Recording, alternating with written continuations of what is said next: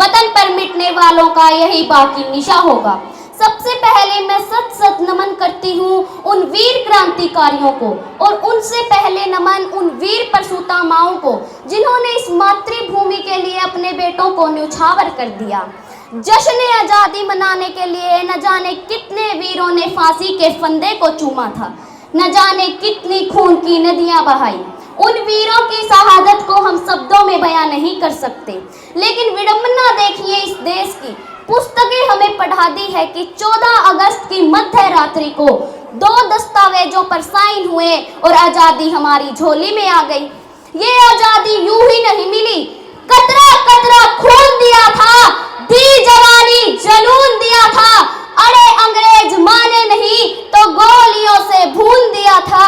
अरे गोलियों के गाल नहीं थे ना आवाज मजीरों की, खनखनाहट गूंज रही थी सेल्यूलर में जंजीरों की।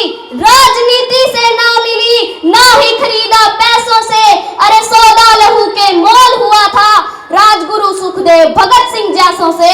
माओ ने खाई गोलियां बेटे लटके फंदों पर, अरे आजादी की डोली उठी थी कुर्बानी के कंधों पर, कुर्बानी के कंधों पर।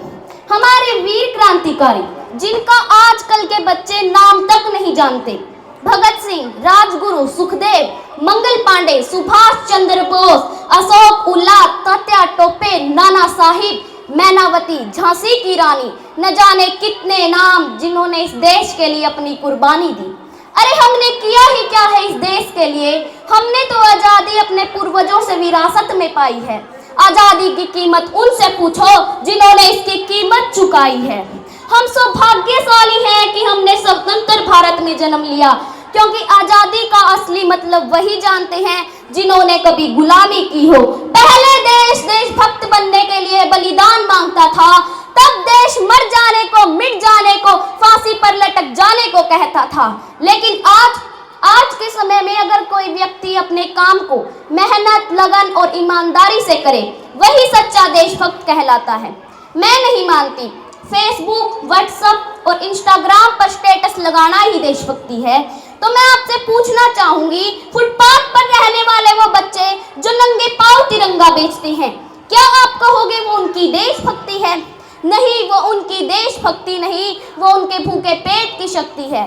क्योंकि ना तो वो मंदिर को जानते हैं, ना वो शिवालयों को जानते हैं। वो पेट के भूखे हैं साहब, वो रोटी के निवालों को जानते हैं।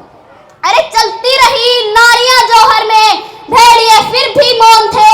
हमें सिखाया गया कि अकबर महान तो महाराणा प्रताप कौन थे।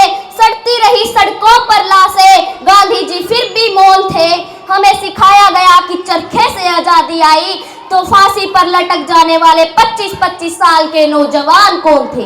आज भी वो रस्सियां संग्रहालय में संजोग कर रखी गई हैं जिससे गांधी जी अपनी बकरी को बांधा करते थे। अरे कहाँ गई वो रस्सियां जिस पर राजगुरु सुखदेव और भगत सिंह हंसते हंसते झूले थे, हंसते हंसते झूले थे। हम सबका ये फर्ज बनता है कि हम उन वीर क्रांतिकारियों के सपने को साकार करें और उनके त्याग और कठोर संघर्ष को कभी नहीं भूले। अंत में मेरा सभी बहन और भाइयों से एक ही संदेश है, अगर इश्क और क्रांति का अंजाम एक ही है तो हीर रांझा बनने की बजाय झांसी की रानी और भगत सिंह बनो मेरे भाई। अंग्रेजों की औलादों को बस डर था भगत सिंह का, अंबर से भी ऊंचा था दर्जा भगत सिंह का। हंसते हंसते देश के खातिर चूमा था फांसी का फंदा भी, वतन से चूक नहीं सकता कभी कर्जा भगत सिंह का, कभी कर्जा भगत सिंह का। जय हिंद, जय भारत।